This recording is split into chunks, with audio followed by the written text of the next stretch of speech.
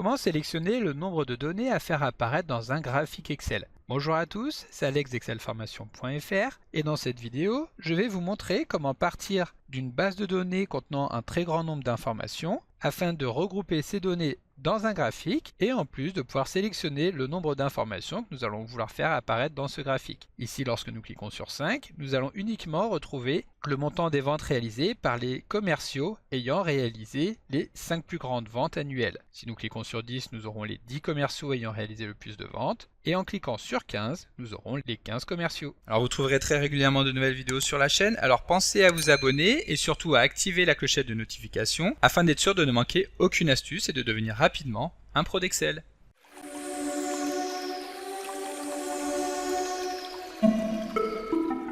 Comme d'habitude, si vous voulez être sûr de bien comprendre tout ce que nous allons voir dans le cadre de cette vidéo, vous pouvez télécharger le support de ce tutoriel ainsi que son corrigé en suivant le lien disponible dans la description de la vidéo, ce qui vous permettra de réaliser les opérations en même temps que moi pour bien comprendre tout ce que nous allons voir dans cette vidéo. Alors comme je vous l'expliquais à l'instant dans l'introduction de cette vidéo, je vais maintenant vous montrer comment faire en sorte d'utiliser l'outil que l'on appelle un segment afin de sélectionner le nombre de données que nous voulons faire apparaître dans un graphique. Et donc pour cela, nous allons pouvoir utiliser la base de données que nous avons actuellement à l'écran qui reprend les ventes réalisées par les commerciaux d'une entreprise au cours de l'année 2022. Nous retrouvons la date, le nom du commercial et le montant de la vente réalisée par ce commercial. Ici, nous allons tout d'abord vouloir synthétiser ces données afin d'avoir un graphique qui reprendra le montant global des ventes réalisées par chacun des commerciaux, mais uniquement pour les commerciaux qui auront réalisé le plus de ventes. Et donc, nous pourrons sélectionner si nous voulons afficher 5 commerciaux, 10 commerciaux ou alors 15 commerciaux. Et donc ici, pour pouvoir manipuler facilement ces données, nous allons tout d'abord les transformer en un tableau de données Excel.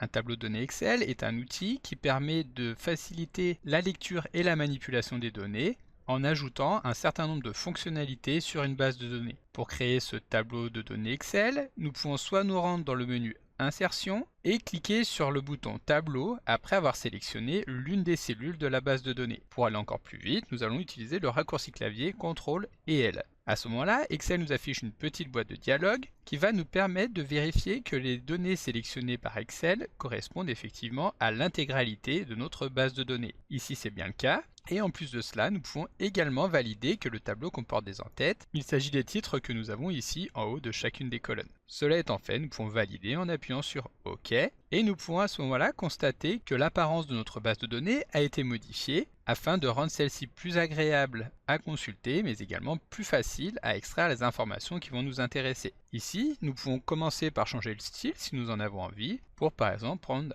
un style bleu clair ou alors un style jaune. Nous allons également pouvoir donner un nom à notre tableau, ce qui nous permettra après d'y faire appel beaucoup plus facilement. Donc ici, notre tableau, nous allons tout simplement l'appeler base. Cela étant fait, nous allons maintenant créer une nouvelle feuille de calcul dans laquelle nous allons insérer une nouvelle base de données. Nous allons nous placer en cellule A3, nous allons saisir le titre de cette base de données, à savoir top, et ensuite nous allons saisir les différentes valeurs que nous allons faire apparaître sur le segment qui nous permettra, comme nous venons de le voir, de sélectionner le nombre de données que nous voulons faire apparaître. Ici, j'ai saisi 3 chiffres, 5, 10 et 15, mais bien entendu, libre à vous de saisir les valeurs qui vous intéressent. Cela étant fait, nous allons également convertir cette mini-base de données en un tableau de données en appuyant sur CTRL L. Ici, nous pouvons valider directement et comme tout à l'heure, si nous le souhaitons, nous pouvons modifier l'apparence de ce tableau. Nous allons également modifier le nom affecté à ce tableau que nous allons appeler top. Maintenant que nous avons notre tableau qui reprend donc les valeurs 5, 10, 15, nous allons vouloir insérer un segment sur celui-ci. Pour cela, nous allons nous rendre dans le menu création de tableau et nous allons cliquer sur insérer un segment. Excel nous demande sur quelle colonne nous allons vouloir faire reposer ce segment. Ici, comme vous pouvez le voir, nous n'avons pas trop le choix étant donné qu'il n'y a qu'une seule colonne dans notre tableau. Nous choisissons donc la colonne top et nous validons en appuyant sur OK. Le segment est maintenant inséré ici et lorsque nous allons cliquer sur l'un des boutons, Excel va filtrer les données du tableau afin de ne faire apparaître que la valeur que nous avons sélectionnée. Comme vous pouvez le voir, les segments sont vraiment très pratiques à utiliser pour filtrer rapidement des données dans un tableau, mais l'inconvénient c'est qu'il n'est pas possible de raccorder directement une formule sur ce segment pour récupérer la valeur qui est sélectionnée. Évidemment, il va exister une astuce qui va tout simplement consister à récupérer non pas la valeur du segment, mais la la valeur qui apparaît dans notre tableau. Pour cela, nous allons utiliser une formule qui va nous permettre de récupérer, par exemple, la plus grande des valeurs qui est actuellement affichée. Pour cela, nous serions tentés d'utiliser la fonction max, sauf que si nous utilisons cette fonction max sur l'ensemble des valeurs de la colonne top, Excel nous récupérera ici effectivement la valeur 15, mais si nous sélectionnons une autre valeur, donc par exemple ici le 5, c'est toujours la valeur 15 qui va être affichée, étant donné que la fonction max va récupérer la plus grande des valeurs de la colonne, peu importe que celle-ci soit affichée ou masquée. Donc nous n'allons pas utiliser la fonction max, mais à la place nous allons utiliser la fonction agrégat, qui est une fonction très particulière qui permet d'appeler une fonction que nous allons sélectionner pour effectuer une opération en particulier. Donc ici, nous allons pouvoir choisir la fonction max en saisissant la valeur 4 sur le premier argument. Et ensuite, tout l'intérêt de la fonction agrégat va nous être présenté ici. Nous allons en effet pouvoir sélectionner les lignes que nous allons vouloir utiliser à l'intérieur de cette fonction max. Ici, nous allons souhaiter ignorer les lignes masquées afin de ne conserver que la ligne qui est actuellement sélectionnée. Pour finir, nous allons sélectionner la matrice, donc, comme tout à l'heure, en cliquant sur le titre de la colonne afin de sélectionner toutes les cellules de la colonne top de notre tableau top. Ensuite, nous fermons la parenthèse et nous validons. Et comme vous pouvez le voir, maintenant Excel va bien nous récupérer la valeur qui est sélectionnée sur le segment. Et si nous sélectionnons une autre valeur, automatiquement, celle-ci sera mise à jour. Voilà, donc maintenant que nous avons récupéré la valeur du segment, nous allons pouvoir donner un nom à cette cellule, c'est-à-dire que nous allons pouvoir donner un nom à cette cellule. Pour cela, nous la sélectionnons, nous nous plaçons sur la zone des noms et nous saisissons le nom que nous voulons lui donner, par exemple ici, nombre. Ensuite, nous validons en appuyant sur Entrée. Et maintenant, il suffira de venir sélectionner le nom nombre dans la zone des noms pour sélectionner automatiquement la cellule. Et comme nous le verrons juste après, tout l'intérêt de donner des noms à des cellules, c'est que nous pourrons également utiliser ce nom en VBA. Voilà, donc maintenant, nous allons récupérer le segment en appuyant sur CTRL X et nous allons le coller sur la feuille principale afin de pouvoir l'appeler directement à partir de celle-ci. Et notre feuille que nous allons renommer par exemple en segment est maintenant inutile, nous allons pouvoir la masquer en effectuant un clic droit sur celle-ci et en cliquant sur masquer. Même si nous l'avons masqué, nous avons toujours accès au segment que nous avons coupé juste avant et nous allons également pouvoir récupérer la valeur qui est sélectionnée sur ce segment en appelant, comme je vous l'expliquais juste avant, la cellule nombre. Donc automatiquement, si nous sélectionnons une valeur dans le segment, cette cellule sera mise à jour. Voilà, donc maintenant que nous voyons comment fonctionne le segment, nous allons vouloir synthétiser les données au sein d'un tableau croisé dynamique. Donc ici, nous allons aller assez vite sur cette notion de tableau croisé dynamique. Sachez juste que c'est un outil très puissant d'Excel qui permet de prendre des données comprises dans une très grande base de données afin de pouvoir sélectionner uniquement les données que nous allons vouloir récupérer en effectuant des regroupements et des calculs très puissants. Pour créer un tableau croisé dynamique, nous allons nous rendre dans le menu Insertion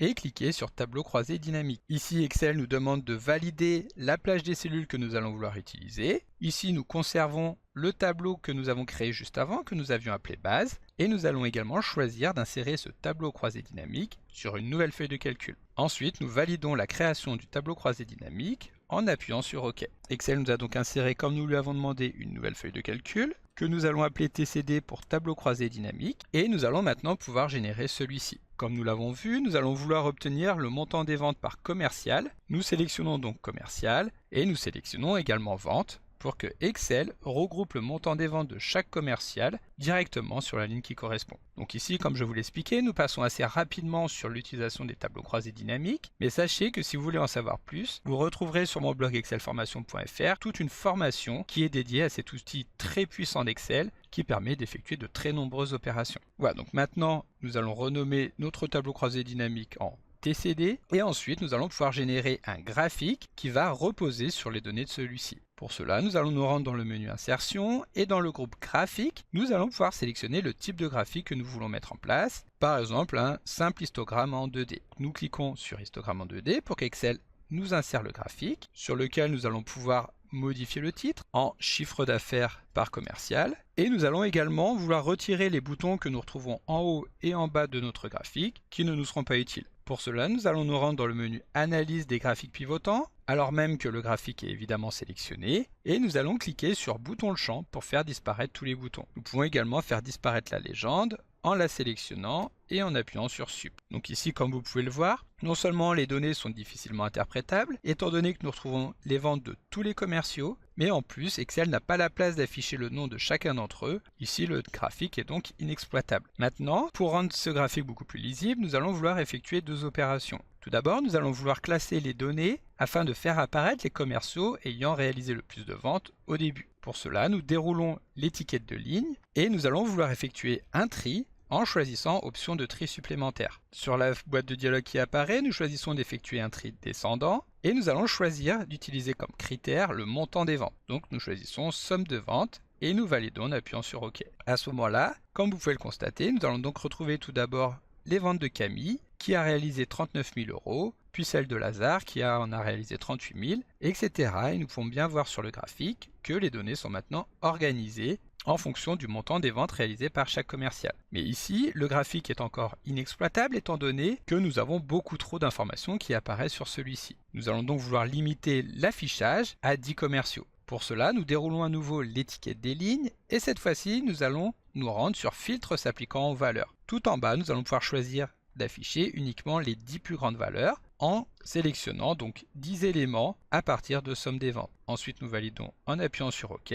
Les données qui se trouvent dans le tableau croisé dynamique ont ainsi été sélectionnées et le graphique a automatiquement été adapté pour correspondre également à ces valeurs. Donc maintenant, ce que nous allons vouloir faire, ce sera d'adapter automatiquement le nombre de lignes que nous retrouvons sur notre tableau en fonction de l'élément que nous allons sélectionner dans le segment que nous avons maintenant ici sur l'onglet excelformation.fr. Pour cela, nous allons devoir utiliser une petite macro commande en VBA, mais pour que celle-ci soit la plus simple possible à mettre en place, nous allons non pas la saisir directement, mais nous allons utiliser l'enregistreur de macros. Pour cela, nous nous plaçons en bas à gauche et nous cliquons sur le bouton d'enregistrement des macros. Excel nous affiche alors une boîte de dialogue et nous allons ici pouvoir donner un nom à la macro que nous allons créer, par exemple nombre commerciaux. Cela étant fait, nous appuyons sur le bouton OK et à partir de ce moment-là, Excel va enregistrer tout ce que nous allons faire à l'intérieur de ce dernier et va le convertir automatiquement en ligne de commande en VBA. Et donc ici, nous allons modifier le nombre de commerciaux qui sont affichés actuellement dans notre tableau croisé dynamique. Donc nous allons répéter l'opération que nous avons fait juste avant, en nous rendant dans filtre s'appliquant aux valeurs, en choisissant les 10 premiers, et ici nous allons par exemple afficher les 5 commerciaux ayant réalisé le plus de ventes. Ensuite nous validons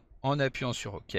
Le tableau croisé dynamique ainsi que le graphique ont bien été modifiés et maintenant nous pouvons arrêter l'enregistrement de la macro en appuyant sur le carré que nous avons en bas à gauche. Pour retrouver la macro qui a été créée automatiquement par Excel, nous allons devoir lancer VBE qui est l'outil de développement des macrocommandes intégré dans Excel et dans les applications de la suite Office. Et pour pouvoir le lancer rapidement, nous allons appuyer sur les touches Alt et F11. Alors attention, si vous êtes sur un PC portable, il est possible que la touche F11 ne soit pas directement accessible et qu'il faille en même temps appuyer sur la touche Fonction qui se trouve la plupart du temps en bas à gauche du clavier à côté de la touche Contrôle. Une fois que VBE a été lancé, nous allons pouvoir double-cliquer sur le dossier module afin de retrouver le module 1 dans lequel se trouve la macro que nous avons créée juste avant. Ici, nous allons pouvoir constater que nous retrouvons 3 lignes dans cette macro, donc en sachant que toute cette partie-là correspond à une seule ligne. Ces 3 lignes vont donc effectuer les opérations suivantes. Tout d'abord, la première ligne sélectionne la cellule A3. Ici, nous pouvons supprimer cette ligne, nous n'avons pas besoin de sélectionner une cellule en particulier.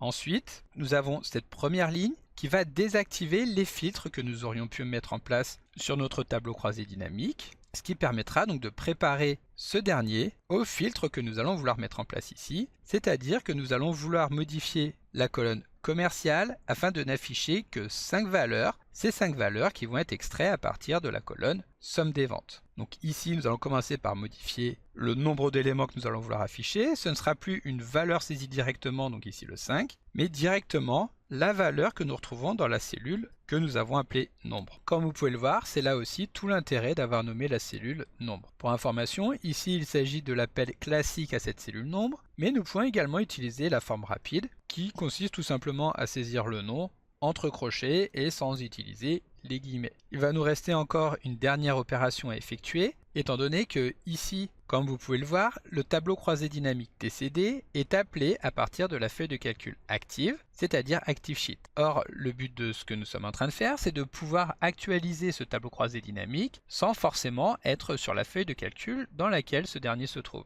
Pour cela, nous allons tout simplement remplacer le ActiveSheet par Sheets avec le nom de la feuille de calcul, cette feuille de calcul que nous avons appelée un petit peu plus tôt TCD, donc Sheets TCD. Ensuite, nous allons copier le nom que nous venons de créer afin de remplacer l'Active Sheet que nous avons ici qui permet donc de filtrer la colonne commerciale. Et nous allons également retrouver Active Sheet ici lorsque nous allons sélectionner la colonne sur laquelle se trouvent les données qui vont permettre d'effectuer ce filtre. Donc nous remplaçons en appuyant sur CTRL V. Maintenant, nous allons pouvoir tester la macro. Pour cela, nous revenons sur notre classeur. Nous venons donc sur la feuille de calcul principale afin de sélectionner par exemple 15 commerciaux à afficher dans notre tableau croisé dynamique. Évidemment, si nous revenons ici, il n'y a eu aucune modification. Nous allons donc devoir revenir dans la macro afin de la lancer en la sélectionnant et en appuyant sur la touche F5. Comme vous pouvez le voir à ce moment-là, automatiquement, le tableau croisé dynamique va bien être actualisé pour tenir compte du nombre de commerciaux que nous voulons afficher. Il ne restera maintenant plus qu'une dernière opération qui va consister à créer une macro un petit peu particulière qui est une macro événementielle. Cette macro événementielle, nous allons vouloir la créer sur la feuille de calcul segment. Celle-ci va se contenter de regarder si la cellule nombre qui pour rappel se trouve aux coordonnées A1 voit sa valeur être modifiée. Pour cela, donc, nous revenons à l'intérieur de notre projet VBA, nous double-cliquons sur la feuille de calcul segment et donc ici nous allons insérer un événement en sachant qu'une macro événementielle ou que l'on peut également appeler un événement est une macro particulière qui va se lancer automatiquement lorsque nous allons effectuer une opération sur une feuille de calcul ou sur le classeur. Ici, pour créer cet événement, il faut tout d'abord, comme nous venons de le faire, nous placer à l'intérieur de la feuille de code de la feuille de calcul sur laquelle se trouve la cellule. Puis sur le premier menu déroulant, nous choisissons Worksheet afin d'obtenir la liste de tous les événements de la feuille de calcul. Et sur la deuxième liste déroulante, nous allons sélectionner Calculate, qui est donc l'événement qui va se lancer à chaque fois qu'une modification va avoir lieu sur la feuille de calcul. Ici, lorsque ce sera le cas, nous voudrons tout simplement actualiser le tableau croisé dynamique en appelant la macro que nous avons créée juste avant, c'est-à-dire la macro nombre commerciaux. Nous revenons sur segment et ici il suffit de saisir le nom nombre commerciaux pour que la macro se lance automatiquement. Lorsque nous avons sélectionné l'événement, Excel a également inséré l'événement Selection Change qui va quant à lui se lancer à chaque fois que nous allons sélectionner une nouvelle cellule au sein de la feuille de calcul. Ici, l'événement ne va pas nous intéresser. Et voilà, donc maintenant nous avons terminé et nous pouvons revenir sur notre feuille de calcul, sélectionner le graphique et le couper en appuyant sur CTRL X, le coller directement sur la feuille de calcul principale